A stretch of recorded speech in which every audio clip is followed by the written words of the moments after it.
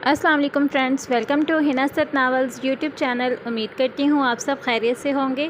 Friends, जिसने मेरे channel को अभी तक सब्सक्राइब नहीं किया तो प्लीज़ इसे जल्दी से सब्सक्राइब कर लीजिए और बेल आइकन को क्लिक करना बिल्कुल भी मत भूलिएगा ताकि आपको आने वाली हर नई चीज़ की नोटिफिकेशन मौसूल हो सके। तो फ्रेंड्स, आज मैं आपके लिए लाई हूँ मेरी हार्ड बुक का नावल, जो आप 3000 की बुक थी लेकिन आप ख़रीद नहीं पाए और पढ़ भी नहीं पाए, तो आपके लिए स्पेशली मैं लाई हूँ अपनी हार्ड बुक को यूट्यूब पर। तो इस नावल पर अपना रिस्पांस ज़रूर दीजिएगा। आइए शुरू करते हैं। दिल मुस्तर तेरी मदहोशी किस्त नंबर 1। चंद अफराद चेहरों पे स्याह मास्क चढ़ाए, हाथों में गन्स लिए अंदर दाखिल हुए। बड़ा माल कमाया है इस बुढ़े ने, पकड़ उसे। इन डाकुओं के सरदार ने अपने मातहत को तुर्श लहजे में कहा। कौन हो तुम? नफीसा बेगम लड़खड़ाती हुई आवाज़ में बोली। ए बुढ़िया, चुप रह, नहीं तो सीधा ऊपर पहुंचा देंगे। एक नकाब पोश ने नफीसा बेगम की कनपटी पर पिस्तौल रखते हुए उन्हें धमकाया। उन डाकुओं का सरदार नैना की तरफ बोझल कदमों से चलते हुए आया। देखो, दूर रहो मुझसे, वह लड़खड़ाती हुई आवाज़ में डुबडुबाई आंखों से मिन्नत भरे लहजे में बोली। Impossible lady. वो गन से इसके सहमे हुए चेहरे की पेशानी से लकीर बनाता, थोड़ी तक लाता, आखिर में गन की नाल से उसकी थोड़ी को थोड़ा ऊपर उठाकर भूरी आंखों में पुरस्रार चमक लिए बोला। देखो, ये मेरे हाथों में किसी के नाम की मेहंदी लगी है। कल मेरी शादी है, मुझे जाने दो, उसने मिन्नत भरे अंदाज में कहा। हे लेडी, जो कल होना है वो आज हो जाएगा, बस हीरो ही तो बदला है। वो आंख विंग किए खबासत पंद के सारे रिकॉर्ड तोड़ता हुआ बोला। वो उसके चेहरे के तासुरात नहीं जान पाई क्योंकि उसके चेहरे पे स्याह मास्क था। बस उसकी भूरी आंखों में एक पुख्ता अज़म दिखाई दे रहा था, जैसे आज जो वो करने आया है किए बिना नहीं जाएगा। तुम तीनों यहीं पहरा दो। तुम दोनों इस बुड्ढे की तिजोरी खाली करो। और मैं अपने बाकी साथियों से सर्द मगर गंभीर आवाज़ में बोला, मैं ज़रा बुड्ढे की बेटी की हुस्न की तिजोरी लूट लूँ।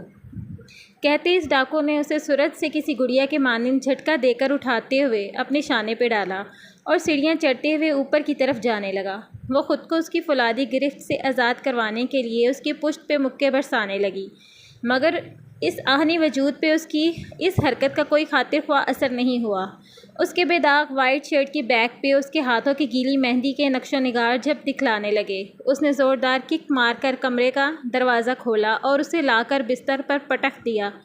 वह हैरानगी से इस डाकू को देखने लगी। इसे कैसे पता चला कि ये मेरा कमरा है? वो उन्हीं ख्यालों में उलझी हुई थी कि उसे खुद पे झुकते हुए देख उसकी आंखों की पुतलियाँ हैरत से फैल गईं। क्या हुआ ब्यूटीफुल लेडी, डर लग रहा है? उसकी हालत की परवाह किए बिना वह कदरे झुककर उसकी समातों में अपनी सर्द फंकार घोलता उसे पल भर को साकत कर गया था। अचानक कमरे में चारों ओर अंधेरा छा गया। शिट यार, लाइट भी गुल। अभी तो लेडी का अच्छे से नज़ारा भी नहीं किया था। वो इसे खुद में भेंच कर बोला। मुझे जाने दो प्लीज़, नैना एक बार फिर से मुल्तजी लहजे में बोली। उसके कुर्ब से उठती उपटन और गीली मेहंदी की महसूर कुन महक उसे बहका रही थी। मुकाबिल मौजूद सिनफ़े मुखालिफ के मरमरी नाजुक वजूद की कपकपाहट शिद्दत से महसूस करते हुए एक सुकून सा उसके अंदर उतरा था। जब वो जेब से लाइटर निकालता हिचकोले खाते हुए भड़कते शोले में उसकी बरसती हुई आंखें देखकर धीरे से मुस्कुराया। लेडी, इस अंधेरे और मुझसे घबराओ मत। अपने इन आंसुओं से आज तो मुझे मेरे इरादों से हटा नहीं पाओगी, बर्फीले लहजे में कहते हुए वो उसे कपाने पर मजबूर कर गया। छोड़ दो मुझे कमीने, घटिया जलील डाकू लुटेरे। उसकी गिरफ्त में फड़फड़ाते हुए बिलाखिर अपना ज़ब्त खोती हुई बेसाख्ता उसके हाथ की पुश्त पे सख्ती से दांत गाड़ गई। आह, उसने यकलक हाथ पीछे खींच लिया।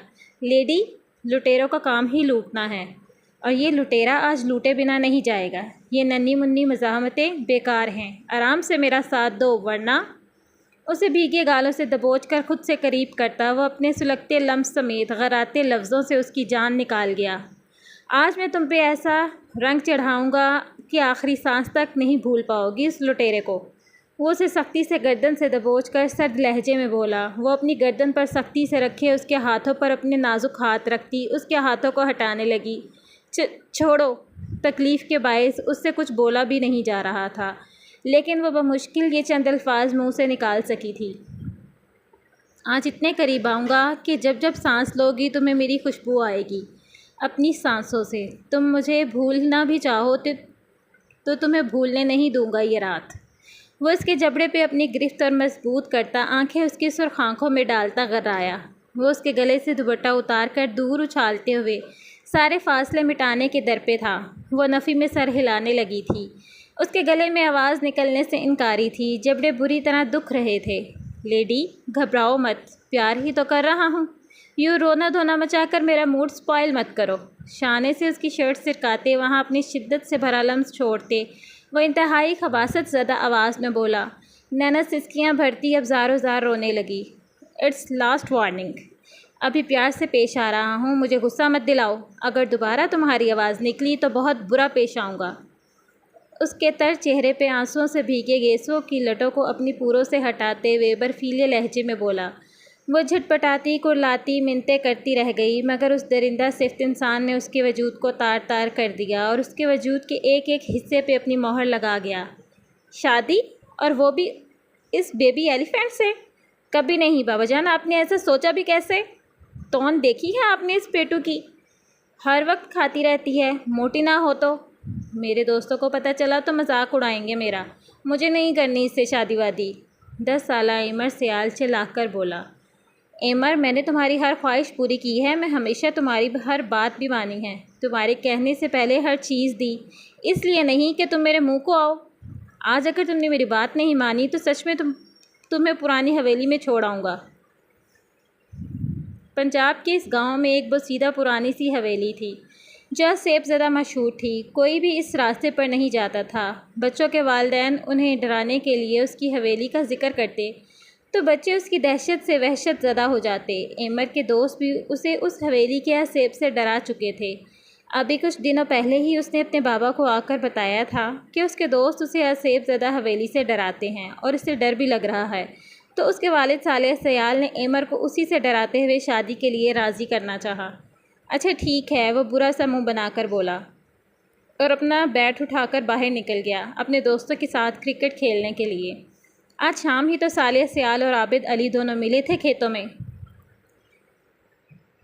پت جھڑ کے موسم میں جب درخت اپنے پتے تیزی سے کھو رہے ہیں اور شامیں بہت پھیکی اور اداس ہونے لگی ہیں، بے شمار زرد اور ہرے پتوں کو ٹہنیوں سے بچھڑتا دیکھ کر وہ دونوں کسی گہری سوچ میں گم تھے۔ ان میں گہری دوستی تھی، دونوں نے اکٹھی تعلیم حاصل کی۔ صالح کے گھریلو حالات اچھے تھے، اس نے اپنی تعلیم مکمل کر لی، جبکہ عابد علی نے تعلیم و دروس چھوڑ دی اور اپنے گھریلو مسائل کی وجہ سے۔ کیا ہوا؟ تو پریشان لگ رہا ہے؟ صالح سیال نے گہری نگاہوں سے اس کا جائزہ لیتے ہوئے سوالیہ انداز میں پوچھا۔ میں نے اس بار فصل میں کیڑوں کے دھوکے میں ساری فصل کا خاتمہ کر دیا تھا، اس سال تو کچھ نہیں کما پایا، سب برباد ہو گیا۔ اب اگلے برس ان فصلوں کی حفاظت کے لیے کیا کروں گا؟ شاید ہمیں اگلے برس بیساکھی کے دن گندم کی بجائے بھوک کاٹنی پڑے۔ عابد علی نے افسردہ لہجے میں اپنے دوست صالح سے پریشانی بتائی۔ اللہ پر بھروسہ رکھ عابد، اللہ اپنا کرم کرے گا۔ صالح سیال نے اس کے شانے پہ ہاتھ رکھ کر اسے تسلی دی۔ یار 3 بیٹیاں ہیں، سمجھ نہیں آتا جتنی مہنگائی بڑھ گئی ہے، اس مہنگائی کے دور میں 3 بیٹیوں کو کیسے بیاہوں گا؟ وہ اپنی پیشانی کو مسل کر گہرا سانس لیتے ہوئے بولے۔ نا امید مت ہو، اللہ تعالیٰ نے 3 بیٹیوں کے باپ کو جنت میں جانے کا پروانہ دیا ہے۔ صالح سیال نے اس کا موڈ بحال کرنے کے لیے خوشکن لہجے میں کہا۔ چلو ایک کام کرتے ہیں عابد، ہم دوست ہیں تو کیوں نہ ایک دوسرے کا تھوڑا سا بوجھ بانٹ لیں۔ صالح سیال نے مسکراتی ہوئی نگاہوں سے اسے دیکھ کر کہا۔ وہ کیسے؟ عابد علی نے اچنبھے سے اس کی طرف دیکھ کر استفسار کیا۔ اپنی حالے مجھے دے دو۔ صالح سیال کی بات سن کر عابد علی چونکا۔ کیا مطلب؟ تم حالے کا نکاح میرے بیٹے ایمر سے کر دو۔ وہ پرجوش ہو گیا تھا، مگر عابد علی اسے بے تاثر نگاہوں سے دیکھتا رہا۔ صالح سیال اس کے انداز پر الجھا۔ کیا بات ہے، تمہیں کوئی اعتراض ہے؟ مگر حالے اور ایمر کی تو بنتی ہی نہیں، ایمر کبھی حالے کو اپنائے گا نہیں، اور میں ایمر پہ زبردستی اپنی بیٹی کا بوجھ نہیں ڈال سکتا، اس نے قطعی لہجے میں جواب دیا۔ عابد، بچے ہیں دونوں ابھی، وقت کے ساتھ ساتھ ذہن پختہ ہوں گے تو اپنے رشتے کی اہمیت کو سمجھ جائیں گے۔ تم ان کے مستقبل کی فکر مت کرو، بس خدا سے بہتری کی امید رکھو۔ میں تمہارے سر پر موجود ذمہ داریوں کا بوجھ ہلکا کرنا چاہتا ہوں۔ اگر تم اپنی ایک بیٹی کی طرف سے مطمئن ہو جاؤ تو کیا حرج ہے؟ اس کے لہجے میں خلوص تھا۔ مگر صالح، مجھے یہ سب مناسب نہیں لگ رہا، نہ جانے کیا انجام ہوگا اس رشتے کا، وہ سوچتے ہوئے بولے۔ تم مجھ پر بھروسہ نہیں کرتے؟ اس نے شوقی لہجے میں کہا۔ نصیب میں کیا لکھا ہے یہ تو اوپر والا رب ہی جانتا ہے، لیکن میرے ہوتے تجھے پریشان ہونے کی ضرورت نہیں۔ جب تک تیرے یار کی زندگی ہے وہ اس رشتے کو کبھی ٹوٹنے نہیں دے گا، یہ وعدہ ہے ایک یار کا تجھ سے۔ ٹھیک ہے، مجھے منظور ہے، عابد علی نے ٹھہرے ہوئے لہجے میں کہا۔ عابد علی نے اپنے دوست کی زبان پہ بھروسہ کر کے اسے خوشی کا عندیہ دے دیا۔ اس نے فیصلہ کرنے میں زیادہ وقت نہیں لگایا۔ تم نے ہماری دوستی کا مان رکھ لیا عابد، اور میں کبھی اس مان کو ٹوٹنے نہیں دوں گا، اس نے مسرت لہجے میں کہا۔ کل ظہر کے بعد ایمر اور حالے کا نکاح ہوگا، میں جاتے ہوئے اپنی مسجد کے امام صاحب سے بات کر لیتا ہوں نکاح کی۔ تم نے میرا بہت بڑا بوجھ کم کر دیا، اب میں حالے کی طرف سے پریشان نہیں رہوں گا، عابد علی فرتے جذبات سے لبریز انداز میں کہا۔ عابد علی اور صالح سیال دونوں ایک دوسرے کے گلے لگ گئے۔ دوستوں کے غم اور خوشی سانجھی ہوتی ہے، وہ دوست ہی کیا جو مصیبت میں کام نہ آئیں۔ صالح سیال نے اس سے الگ ہوتے ہوئے کہا۔ دونوں اپنے اپنے راستوں پر چل نکلے، پھر سے اکٹھا ہونے کے لیے۔ ظہر کی نماز کے بعد سرخ لباس میں حالے کا سرخ و سفید مکھڑا دمک رہا تھا۔ بابا، آج تو عید بھی نہیں، پھر یہ چمکیلے کپڑے کیوں پہنے ہیں؟ 6 سالہ حالے نے عابد علی کا ہاتھ پکڑ کر معصومانہ انداز میں آنکھیں پٹ پٹاتے ہوئے سوال کیا۔ آج میری گڑیا کی شادی ہے نا، اسی لیے، انہوں نے حالے کی تھوڑی کو پیار سے چھو کر بتایا۔ اللہ مسکرائے مگر ان کی آنکھیں نم ہو گئی۔ ویسے ہی بابا، جیسے میں اپنی گڑیا کی ساجی کے گڈے سے کرتی ہوں؟ اس نے پھر سے نیا سوال کیا۔ ہاں ویسے ہی میری جان۔ وہ گھٹنوں کے بل اس کے سامنے زمین پر بیٹھے۔ پر بابا، مجھے نہیں کرنی گڑیا کی طرح شادی، میں آپ کو چھوڑ کر گڈے کے ساتھ نہیں جاؤں گی۔ تبھی تو ساجی سے میں نے دوستی توڑ دی ہے، وہ میری گڑیا مانگ رہی تھی اپنے گڈے کے لیے، وہ خفگی سے منہ پھلا کر بولی۔ میری گڑیا بھی میرے پاس رہے گی، ابھی کہیں نہیں جانا آپ نے، جب بڑی ہو جاؤ گی نا تب سوچیں گے۔ ابھی اگر میری گڑیا نے اپنے بابا کی بات مانی تو بابا اسے یہ بڑی سی چاکلیٹ دیں گے۔ انہوں نے اپنی قمیض کی جیب سے ایک چاکلیٹ نکال کر سامنے کی۔ انہیں پتہ تھا کہ چاکلیٹ حالے کی کمزوری ہے، وہ کئی بار چاکلیٹ خریدنے کے لیے ان سے پیسے لیتی تھی۔ اپنی من پسند چاکلیٹ دیکھ کر اس کی بڑی بڑی غلافی آنکھیں چمکنے لگی۔ ٹھیک ہے بابا، میں کروں گی شادی، اس نے اپنے بابا کے ہاتھ سے چاکلیٹ چھپٹتے ہوئے مسکرا کر کہا۔ میری گڑیا بتا رہی تھی کہ اسکول کی استانی نے آپ کو اپنا نام لکھنا سکھایا ہے؟ جی بابا، وہ نظریں جھکائے چاکلیٹ کے ریپر کھول رہی تھی، ساتھ ہی جواب دینے لگی۔ تو آپ نے مجھے تو لکھ کر دکھایا ہی نہیں۔ لائیں بابا کاپی پینسل، ابھی لکھ دیتی ہوں۔ اس نے چاکلیٹ کھول لی تھی، اب پہلی بائٹ لیتے ہوئے بولی۔ ابھی آپ کو داڑھی والے مولانا صاحب کاغذ اور پینسل دیں گے تو وہاں لکھ دینا آپ اپنا نام، اور وہ جو بھی پوچھیں گے آپ سے آپ کو سر ہلا کر قبول ہے کہنا ہے، ٹھیک ہے نا؟ انہوں نے اپنے تئیں سے سمجھاتے ہوئے کہا۔ جی بابا، چلو آؤ میرے ساتھ۔ وہ اسے اپنے ساتھ لے کر ایک چارپائی پہ بیٹھ گئے۔ سرخ و سفید چہرے اور وجیح نقوش کا حامل بچہ، جو اس وقت سفید شلوار قمیض پہ سیاہ واسکٹ پہنے ہوئے تھا، جو اس نے خصوصی پچھلی عید کی نماز پڑھنے کے لیے بنوائی تھی، جلدی میں اپنی والدہ کے کہنے پہ وہی پہن کر آ گیا تھا۔ سیاہ بال سلیقے سے جمائے گئے تھے، وہ سنجیدہ سا سب کے درمیان بیٹھا تھا۔ بابا، سب مجھ پر ہنس رہے ہیں، وہ منہ بسورتا ہوا صالح سیال کے کان میں سرگوشی نما آواز میں بولا۔ کیوں عمر؟ یہ میری وہ بولتے ہوئے رکا۔ اسے دیکھ کر میرا مذاق اڑا رہے ہیں، وہ جھنجھلا کر بولا، اور انگلی سے اشارہ سامنے بیٹھے ہوئے چاکلیٹ کھاتے ہوئے حالے کی طرف کیا، جس کی للچائی نظریں اپنے چاکلیٹ پر تھیں۔ اس کے ہونٹوں کے گرد بھی تھوڑی سی چاکلیٹ لگ گئی تھی، مگر وہ سب سے بے نیاز مزے سے کھانے میں مگن تھی۔ اس وقت وہ ایمر سیال کو سخت بری لگ رہی تھی۔ اس نے ناگوار نظروں سے اسے دیکھ کر چہرہ پھیر لیا۔ کچھ دیر بعد سب کے سامنے ایمر سیال اور حالے کا نکاح ہو گیا۔ وہ دونوں ہمیشہ ہمیشہ کے لیے ایک دوسرے کے نام ہو گئے۔ اس خوشی کے موقع پر صالح سیال نے کچھ یادگار تصاویر بھی کھینچ لی۔ صالح سیال کو شہر میں ایک اچھی نوکری مل گئی تو وہ اپنی فیملی سمیت وہاں شفٹ ہو گیا، جبکہ عابد علی وہیں رہ گیا۔ جسٹ چل یار، اتنا کیوں گھبرا رہی ہو؟ حرم نے اکتائے ہوئے انداز میں اسے دیکھا، جو پچھلے آدھے گھنٹے سے کمرے کا چکر کاٹ رہی تھی۔ اس کے چہرے سے صاف ظاہر تھا کہ وہ کتنی گھبرائی ہوئی اور پریشان ہے۔ مجھے یقین ہے کہ تم ہی انٹرویو میں کامیاب ہوگی، اس نے مسکرا کر اس کی حوصلہ افزائی کرنے کی بھرپور کوشش کی۔ یہ کوئی معمولی سا انٹرویو نہیں ہے۔ اس نے گھور کر اسے دیکھا اور دوبارہ سے کمرے کے چکر کاٹنے لگی۔ اس کے ہر انداز سے اس کی گھبراہٹ ظاہر ہو رہی تھی۔ کبھی وہ بے وجہ اپنے بالوں میں ہاتھ چلانے لگتی تو کبھی اپنے چہرے پر ہاتھ پھیرتی۔ کیا تمہارا انٹرویو عمران ہاشمی لینے والا ہے؟ اس کی شرارت سے پوچھے گئے سوال پر اس نے ایسی نظروں سے دیکھا جیسے وہ کوئی پاگل ہو۔ حرم، بکواس مت کرو، نور نے اسے سخت گھوری سے نوازا۔ بھائی تم جتنی پردے کی پابند ہو، تمہیں تو عمران ہاشمی جیسا مل جائے تو تم تو گئی۔ میں امی سے کہہ کر تمہاری انڈین فلمیں تو بند کرواتی ہوں، نور نے اسے دھمکی دی۔ لو، تم بھی تو دیکھتی ہوگی جو تمہیں پتہ ہے عمران ہاشمی کیا کرتا ہے۔ حرم نے دانتوں کی نمائش کرتے ہوئے اسے چھیڑا۔ بہت ہی کوئی بدتمیز لڑکی ہو تم حرم، تمہیں نے تو مجھے بتایا تھا۔ اب مجھے پہ جھوٹا الزام، وہ تڑپ ہی تو گئی تھی اس کے جھوٹے الزام پہ۔ ویسے تمہاری اطلاع کے لیے بتا دوں کہ یہاں کی سب سے بڑی کنسٹرکشن کمپنی میں ہے آج میرا انٹرویو، اس نے حرم کو سنجیدگی سے بتایا۔ حرم، مجھے بہت ڈر لگ رہا ہے۔ اتنا ہی ڈر لگ رہا ہے اس جگہ انٹرویو دینے سے تو کسی دوسری کمپنی میں کیوں نہیں ٹرائی کر لیتی؟ صرف وہی ایک کمپنی تو نہیں رہ گئی اس دنیا میں۔ اس نے اپنی طرف سے ایک آسان سا حل پیش کیا۔ اس کے پاس ہمیشہ ہر سچویشن سے نکلنے کا حل ہوتا تھا۔ وہ کسی بھی سچویشن یا پریشانی کو خود پر زیادہ دیر تک حاوی نہیں رہنے دیتی تھی۔ وہ ایسی ہی تھی، ہر پریشانی کو چٹکیوں میں حل کر لینے والی، جبکہ نور حد درجہ پوزیسو تھی ہر چھوٹی سے چھوٹی بات کو لے کر۔ مجھے بس اس کمپنی میں کام کرنا ہے، یہ اس شہر کی سب سے بڑی کمپنی ہے۔ میں نے ہر ایک کے منہ سے سنا ہے، بس اس کمپنی کا نام سنا ہے، اب دیکھنے اور اس میں کام کرنے کی خواہش ہے، بس وہ پوری ہو جائے کسی طرح۔ کروں گی کام تو میں بھی اسی میں۔ اس کے انداز میں ضد تھی۔ کچھ نہیں ہوتا، جاؤ، میری طرف سے بیسٹ آف لک۔ ویسے بہت ساری افواہیں مشہور ہیں اس کمپنی کے آنر کے بارے میں، جس کی کمپنی میں تم کام کرنے کو اتنی اچھل رہی ہو۔ سنا ہے اس کمپنی کا آنر امریکہ پلٹ کھڑوس قسم کا انسان ہے، اور غرور تو جیسے اسے گھٹی میں ملا تھا۔ اس کی ایک برفیلی نظر سامنے والے کا دل منجمد کر دیتی ہے۔ اور تو اور، میں نے تو یہ بھی سنا ہے کہ وہ انسان بزنس مین اپنے سامنے کسی کو ٹکنے نہیں دیتا، راتوں رات اپنے ارائیول کا ایسا پتہ صاف کرواتا ہے کہ دوبارہ اس کا نام و نشان ڈھونڈنے سے بھی نہیں ملتا۔ اس کے سامنے کوئی بھی ٹک نہیں پاتا۔ تم تو ابھی سے خوفزدہ ہو وہاں جانے سے، تو پھر ایسے پر اسرار اور سنگ دل انسان کے سامنے کیا تم ٹک پاؤ گی؟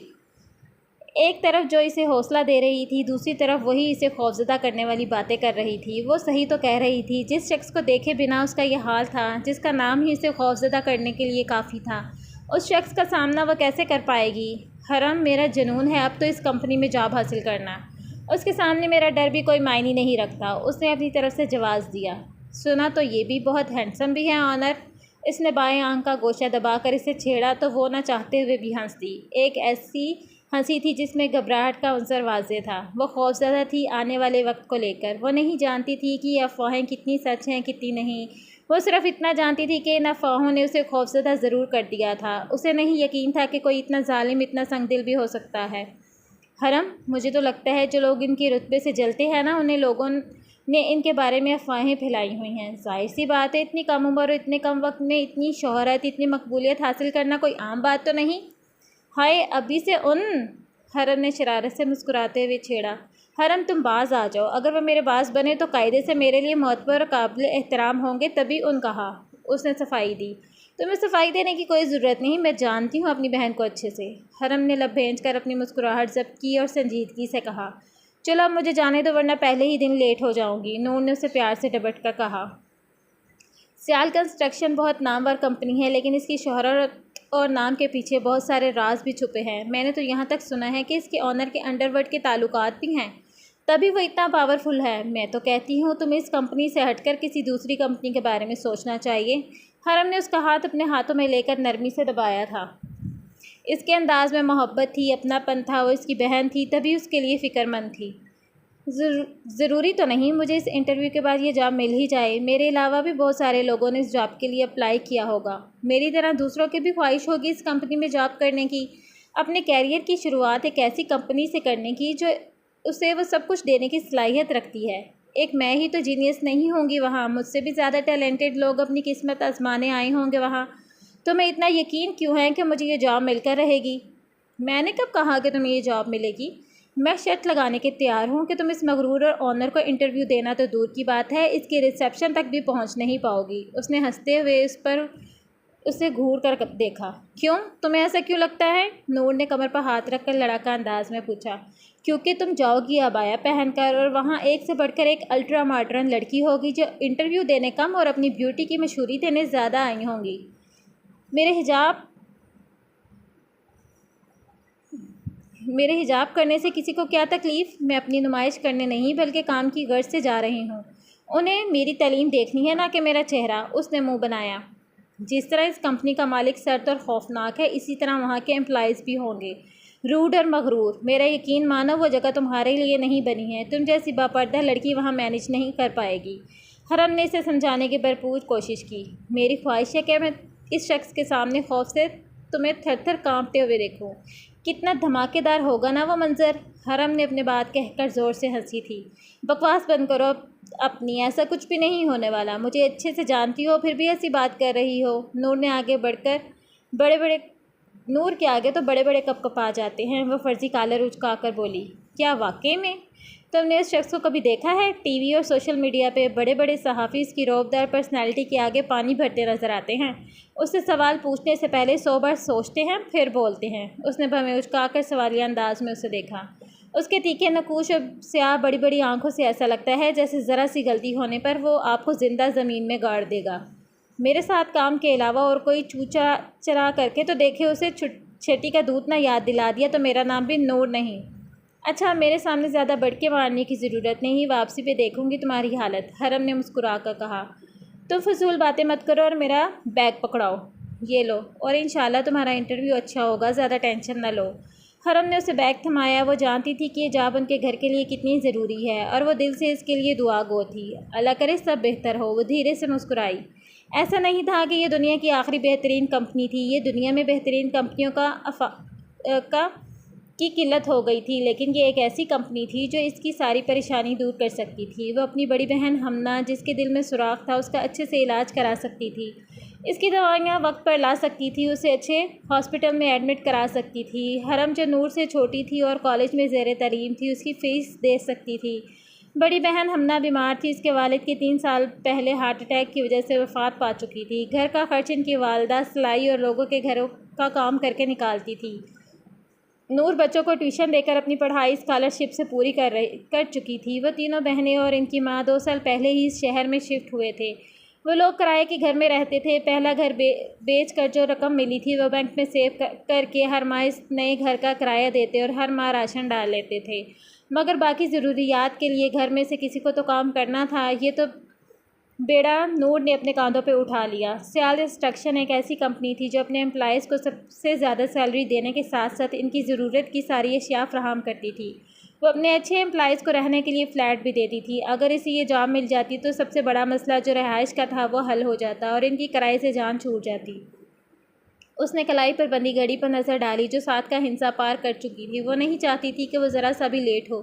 جبکہ انٹرویو کا ٹائم 8 بجے تھا، وہ عبایا پہن کر نقاب کیے باہر نکلی اور رکشے کی تلاش میں نظریں دوڑانے لگی۔ سیال کنسٹرکشن جانا ہے بھائی؟ رکشے میں بیٹھ کر اس نے ٹیکسی ڈرائیور کو ایڈریس بتایا تو اس نے اس بات میں سر ہلایا۔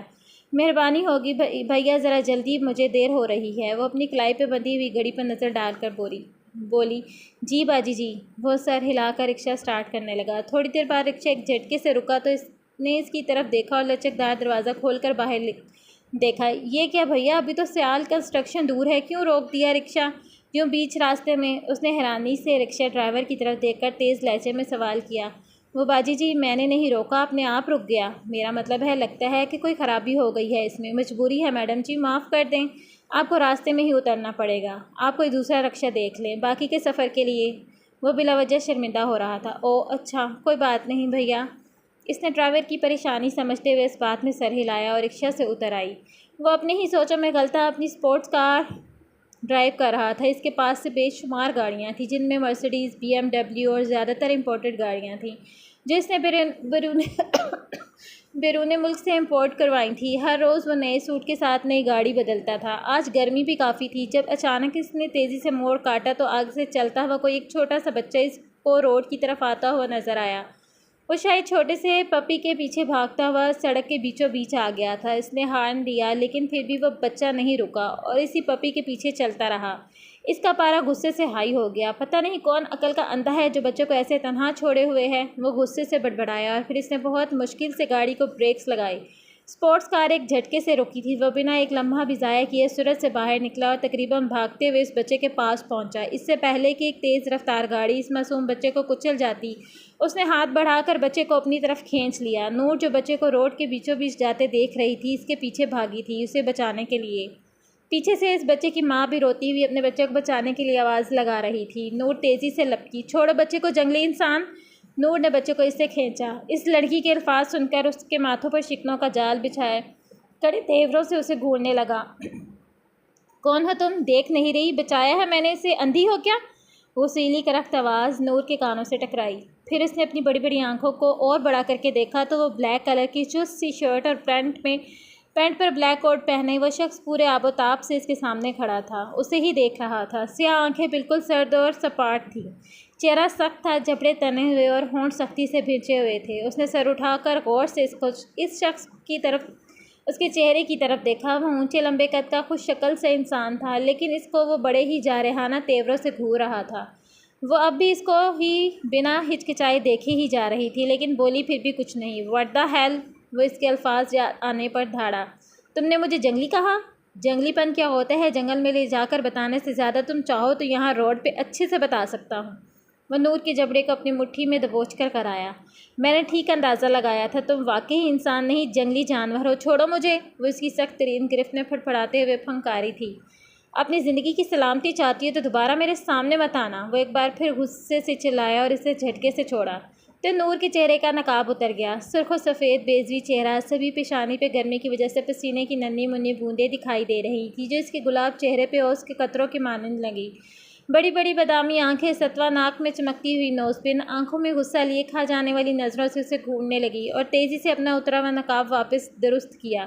ایمر سیال نے جو یکٹک اسے دیکھتا رہ گیا، چونک کر ہوش میں آیا۔ ایسا نہیں تھا اس نے حسین لڑکی پہلی بار دیکھی تھی۔ امریکہ میں اور یہاں بھی ہر جگہ لڑکیاں اس کی ایک نظر دیکھنے کو ترستی تھیں، مگر وہ مغرور رئیس زادہ کسی پہ ذرا سی بھی التفات کی نظر ڈالنا گوارا نہیں کرتا تھا۔ لیکن آج پہلی بار وہ ایسے کسی صنف مخالف کو دیکھ کر مسمرائز ہوا تھا، مگر جلد ہی اپنے خول میں واپس سمٹ گیا اور برفیلا اور بے رحم انداز: "گھٹیا انسان، تمہیں لڑکیوں سے نہ بات کرنے کی تمیز ہے اور یہ مجھے ہاتھ کس خوشی میں لگایا؟ میرا پردہ خراب کیا تم نے، تمہیں اللہ ہی پوچھے، منحوس انسان!" وہ تلملا کر ہی تو رہ گئی تھی، اس کے عمل پہ تبھی دانت پیس کر بولی۔ اس کے اعصاب پھر سے تن گئے۔ "او مس مکار، اپنی یہ مکاریاں میرے سامنے تو چلانا ہی مت، جن چکروں میں تم ہو مجھے اچھے سے پتہ ہے۔ ذرا سا امیر لڑکا دیکھا نہیں، اسے اپنے پردے سے اٹریکٹ کر کے پھنسانا تم جیسی نام نہاد شریف زادیوں کا ہی شیوا ہے۔ تم جیسی کئی دن کے اجالے میں پردہ کر کے رات شریف بنی پھرتی ہیں، اور رات کے اندھیروں میں جو ٹھکانہ ہوتا ہے نا تمہارا، وہ میں اچھے سے جانتا ہوں۔" اس نے سامنے کھڑی اس لڑکی کا چند پل میں ہی تفصیلی جائزہ لینے کے بعد ایک ایک لفظ چبا چبا کر کہا۔ "واٹ! تمہاری ہمت بھی کیسے ہوئی میرے بارے میں ایسی بکواس کرنے کی؟ جو منہ میں آیا وہ نان سٹاپ بولتے چلے جا رہے ہو۔ میں کچھ کہہ نہیں رہی تو اس کا مطلب یہ نہیں کہ تم میرے پردے کو ایسے غلیظ گالی دو۔ میرے بارے میں فضول بات کہی تو زبان کھینچ لوں گی تمہاری، یو چیپ!" اس کے سر پہ لگی تلووں پہ بجھی اس کی بے سروپا باتیں سن کر اس کے تن بدن میں آگ لگ گئی تھی۔ اس کے منہ میں جو آیا وہ بولتی چلی گئی۔ "Just shut up!" ایمر سیال پھنکارا تھا۔ "You just shut up!" وہ دو بدو بولی۔ "زبان کھینچ لوں گی تمہاری؟ تو آج کھینچو!" وہ 2 قدم اس کے قریب ہوا۔ تو ڈیئر ریڈرز، کیسی لگی آپ کو دل مستر تیری مدہوشی کی پہلی قسط؟ کمنٹ سیکشن میں اپنی رائے سے ضرور نوازیے گا۔ بیمار ہونے کے بعد بھی میں نے آپ کے لیے اسپیشلی یہ قسط وائس اوور کی ہے تاکہ مجھے اچھا سے رسپانس ملے۔ اگر مجھے آپ کا اچھا سے رسپانس ملا اور 1 کے ویوز ہو گئے اس پہ، تو میں انشاءاللہ کل ہی اس کی نیکسٹ ایپی اپلوڈ کر دوں گی یوٹیوب پہ۔ تو جلدی سے خود بھی پڑھیں اور اپنے فرینڈس کو بھی شیئر کیجئے اس کا لنک چینل کا اور اس قسط کا، تاکہ سب ویو پوری کریں اور جلدی سے آپ کو نیکسٹ قسط پڑھنے کو ملے۔ اپنا بہت سا خیال رکھیے گا، دعاؤں میں یاد رکھیے گا۔ آپ کی ادنیٰ سے رائٹر ہنا اسد۔ اللہ حافظ۔